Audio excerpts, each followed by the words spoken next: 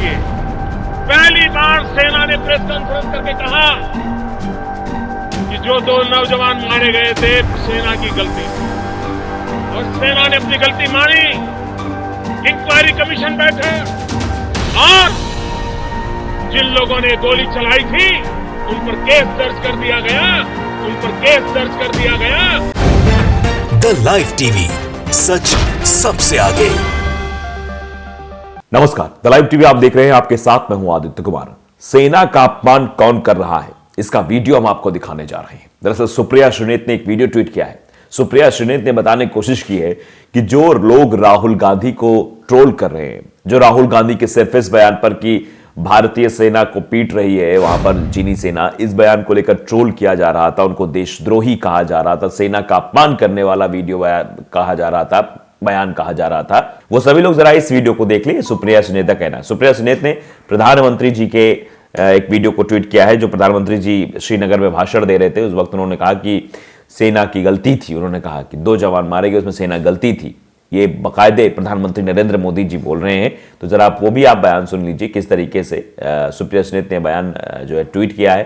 Tweet क्या है वो हम आपको बताएंगे, लेकिन पहले जरा आप ये बयान सुन लीजिए। देखिए, पहली बार सेना ने प्रेस कॉन्फ्रेंस करके कहा कि जो 2 नौजवान मारे गए थे सेना की गलती थी और सेना ने अपनी गलती मानी। इंक्वायरी कमीशन बैठे और जिन लोगों ने गोली चलाई थी उन पर केस दर्ज कर दिया गया। ये मेरे नेक इरादों का सबूत है मेरे भाई बहन। 30 साल में नहीं हुआ है, 30 साल में नहीं हुआ है। और इसलिए मेरे कश्मीर के भाइयों बहनों, मैं आपको न्याय दिलाने के लिए आया हूं।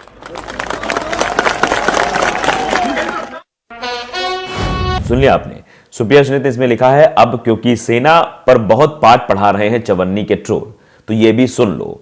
सेना को बदनाम करके मसीहा बनना देशभक्त नहीं, देशद्रोह है मोदी जी। ये लिखा गया, ये मोदी जी के बारे में लिखा गया कि सेना का अपमान करके आप मसीहा नहीं बन सकते, देशभक्ति का प्रमाण नहीं दे सकते हैं। देशद्रोह है ये, देशद्रोह, देशभक्ति नहीं है।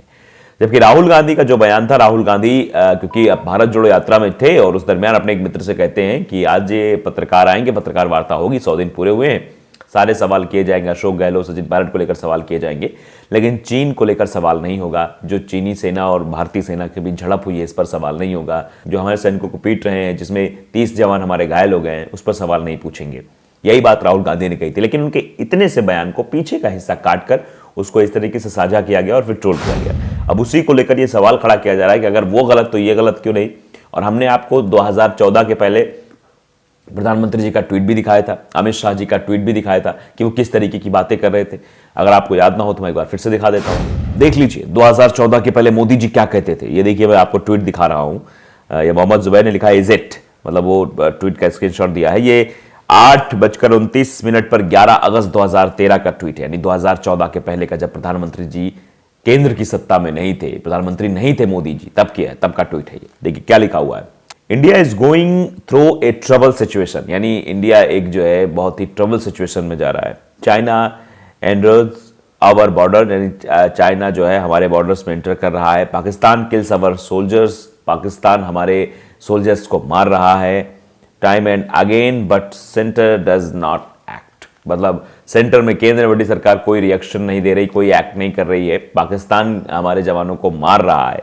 किल आवर सोल्जर, बताइए, वहां तो पीटने की बात सिर्फ की थी राहुल गांधी ने, यहां तो मोदी जी ने किल्स की बात की थी, यानी जान से मार रहे हैं पाकिस्तान के लोग हमारे सैनिकों को, हमारे जवानों को। और लगातार चाइना जो है अंदर बॉर्डर के एंटर कर रहा है। तो अब बताइए जरा कि उसमें कितना बड़ा फर्क है। लेकिन फिर भी उस वक्त बवाल नहीं किया गया। अमित शाह जी ने क्या लिखा था, देखिए, अमित शाह का भी ट्वीट है, ये 25 अप्रैल 2014 का ट्वीट है। लिखा है, whenever the Chinese soldiers want, कि ये चाइनीज सोल्जर्स क्या चाहते हैं, they come and have panic inside our territory and our government could do nothing, यानी हमारी सरकार कुछ नहीं कर पा रही है। ये क्या कर रही है, हम चाइना के जो लोग पैनिक सिचुएशन क्रिएट कर रहे हैं, हमारे टेरिटरी में घुस रहे हैं, ये सब चीज़ें कही जा रही। तो आप अंदाज़ा लगाइए कि उस वक्त ट्वीट किए जा रहे थे, उस वक्त बातें लिखी जा रही थी, उस वक्त ये कहा जा रहा था कि पाकिस्तान हमारे सोल्जर्स को मार रहा है, तब ये बातें नहीं ट्रोल की जा रही थी। लेकिन राहुल गांधी के उस बयान को ट्रोल किया जा रहा था। यही सुप्रिया श्रीनेत ने बताने की कोशिश की है। देख लीजिए कि मोदी जी क्या बोलते थे, मोदी जी किस तरीके से बोल रहे हैं। यही बात कहा है कि जो लोग चवन्नी के जो ट्रोलर्स हैं, जो ट्रोल कर रहे हैं, वो ये वीडियो देखें जरूर, ये समझना चाहिए उनको। देखिए, अब इसमें लोगों का रिएक्शन भी जानना बहुत जरूरी है कि लोग आखिरकार इस पर क्या कह रहे हैं, क्या प्रतिक्रिया दे रहे हैं। रतन बिश्नोई है, लिखते हैं कि अपनी राजनीतिक रोटियां सेकने के लिए किसी भी हद तक गिर सकता है। बीजेपी शर्म करो, शर्म करो, ये चीजें लिखी जा रही हैं कि शर्म करिए। मतलब ये किसी भी हद तक गिर सकते हैं, कुछ भी कर सकते हैं। देखिए, रमेश पटवाल है, वो भी लिखते हैं इस पे कि मोदी केवल पाकिस्तान के ही गाने गाते रहे हैं, लेकिन कभी भी अपने इन 8 साल के कार्यकाल में जिस चीन ने हमारे 21 जवानों को मारा, उनकी हत्या कर दी, उस पर मोदी जी ने आज तक अपनी जुबान नहीं खोली। 2014 से पहले मोदी चीन को लेकर बड़ी बड़ी बातें कहता था, आज मोदी के मुंह में दही जम जाती है जब चीन का नाम आता है। ये बात सही है, क्योंकि पहले के अगर आप भाषण देखेंगे, पहले के मोदी जी के आप वक्तव्य देखेंगे, तो मोदी जी लाल आंख दिखाने की बात करते थे। मोदी जी कहते थे कि दिल्ली में बैठी हुई सत्ता कमजोर है, हमारी सेना कमजोर नहीं है। ये बात मोदी जी के वक्तव्य थे। तो आज मोदी जी क्या वो वक्तव्य दोहराएंगे? क्या दिल्ली में बैठी हुई जो सत्ता है वो कमजोर हो गई है, या सेना तो कमजोर नहीं? सेना की कमजोरी पर कभी सवाल नहीं खड़ा किया जा सकता है। सेना तो जो है अपने पूरे शौर्य और पराक्रम का जो है प्रदर्शन करती है। लेकिन जो बात प्रधानमंत्री ने कही थी कि दिल्ली में बैठी सत्ता कमजोर है, इसका मतलब दिल्ली में जो इस वक्त सत्ता यानी मोदी जी की स्वयं की सत्ता है वो कमजोर हो गई है, अगर मोदी जी के पुराने भाषणों को हम माने तो। उसके बाद मोदी जी कहते थे हम लाल आंख दिखा के बात करें, आंखों में आंखें डालकर बात करेंगे। तो आखिरकार जब लाल आंख प्रधानमंत्री जी के पास है, जब आंखों में आंखें डालकर बात करने की क्षमता प्रधानमंत्री जी के पास है, तो फिर चीन की हिमाकत कैसे हो जाती है कि चीन हमारे बॉर्डर में एंटर कर जाता है, बार बार लाइन ऑफ एक्चुअल कंट्रोल को तोड़ देता है, बार बार वो हमारे सैनिकों से झड़प करता है, वार्ता भी होती है, 18 दौर की वार्ता हो जाती है, लेकिन उसके बाद भी कोई निष्कर्ष नहीं निकल पाता है। ऐसी क्या वजह है? फिर क्यों प्रधानमंत्री शी जिनपिंग से मुलाकात करते हैं? फिर क्यों 174 कंपनियां भारत में व्यापार करती हैं? फिर क्यों 3000 से ज्यादा कंपनियों के डायरेक्टर चीन के होते हैं भारत के अंदर? और फिर क्यों 43,000 करोड़ रुपए के MOU साइन कर लिए जाते हैं गुजरात में? ये बहुत सारे सवाल हैं, शायद जिनके जवाब मिलना बहुत मुश्किल है, लेकिन ये बस ऊपर ऊपर बात कही जाती है कि हमने जो है ये कर दिया, वो कर दिया, ऐसा कर दिया, वैसा कर दिया। फारिद अली है, वो भी लिखते हैं कि हर बात को भुनाने की धुन में सेना के बारे में ऐसा बयान, वो भी एक जनसभा में, गलत बात है। हमें सेना का मनोबल बढ़ाने की जरूरत है, हमें सेना के शौर्य और पराक्रम पर सवाल खड़ा करने की जरूरत नहीं है। ये बात लोग लिख रहे हैं। आदित्य नरेश नाम के एक ट्विटर यूजर है, वो लिखते हैं कि ये व्यक्ति सिर्फ क्रेडिट लेना जानता है, देना नहीं। सेना की शहादत हो या जनता का संघर्ष हो, सबको शून्य कर देता है। केवल और केवल ये जो है उसका फायदा उठाना, यानी क्रेडिट लेना हर बात में। किसान बिल भी आया था, ये इशारा उसी तरफ है। किसान बिल आया तो मोदी जी ने फायदे गिनाने शुरू कर दिए, उसका क्रेडिट लिया।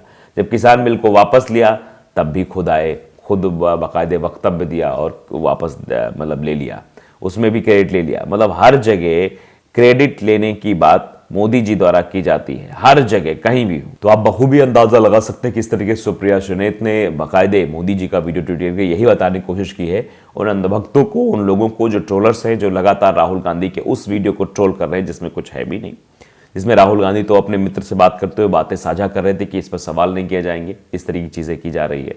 तो अब अंदाजा लगाइए देश किस दिशा की ओर जा रहा है और देश में किस तरीके की चीजें हो रही हैं। मोदी जी कुछ करे या फिर अमित शाह जी कुछ करे तो उस पर सवाल नहीं, प्रश्न चिन्ह नहीं खड़े होते, लेकिन अगर यही काम गलती से भी राहुल गांधी के या फिर किसी और से हो जाए तो उस पर सवाल खड़े हो जाएंगे। अभी देखा आपने, पाकिस्तान जिंदाबाद के नारे भी लगे भारत में, कर्नाटक में लगे, गुजरात में लगे, और ये भारतीय जनता पार्टी के लोगों ने लगाए, लेकिन क्या इस पर कोई खबर बनी? क्या इस पर ट्रोलिंग हुई? नहीं।